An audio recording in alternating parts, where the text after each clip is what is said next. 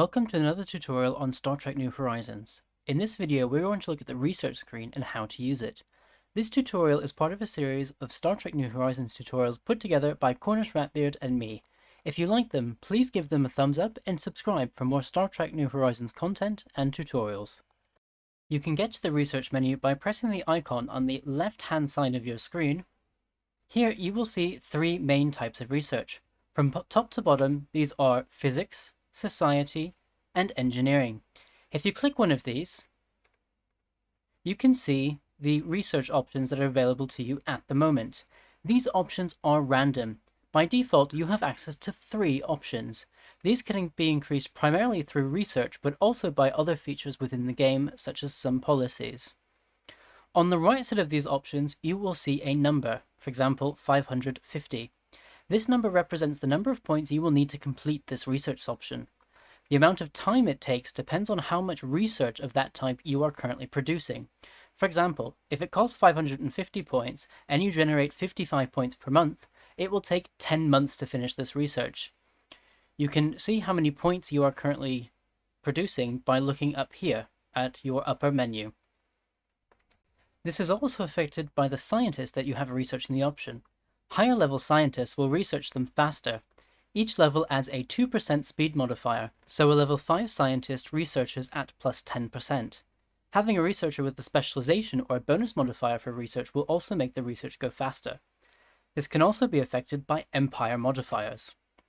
To assign a scientist, click the empty portrait and select a scientist. You may have to hire a new one, which you can also do by simply clicking the portrait and then pressing the recruit button and choosing one. For research, the higher the level of the scientist, the better. Also take into account any modifiers.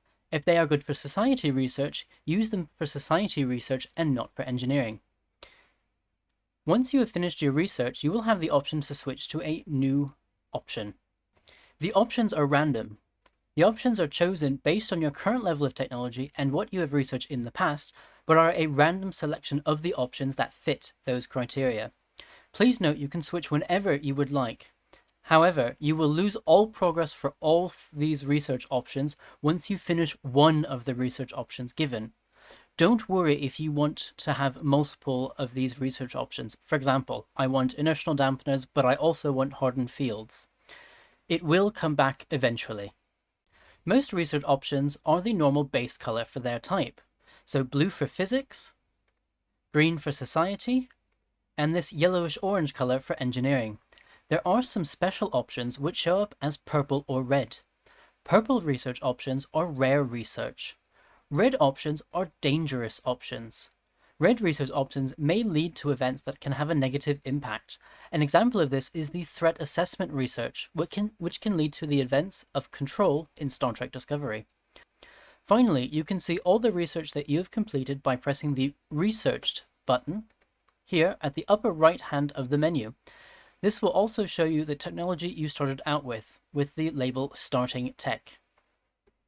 And with that, you now have the basics for navigating the research menu in Star Trek New Horizons. More information about increasing the amount of research that your Empire does can be found in other tutorials, such as the one on planet buildings, buildable stations, and jobs. If you have any more questions about the research menu, please feel free to ask them in the comments below. Other tutorial videos should be able to help you if you have any other questions about Star Trek New Horizons. You can see the entire playlist in the description below, or also linked at the end of this video. We hope you have enjoyed this tutorial. If you have, please give it a thumbs up and subscribe to both my channel and Cornish Ratbeard's channel as well for more Star Trek New Horizons content and tutorials. See you next time! Make it so.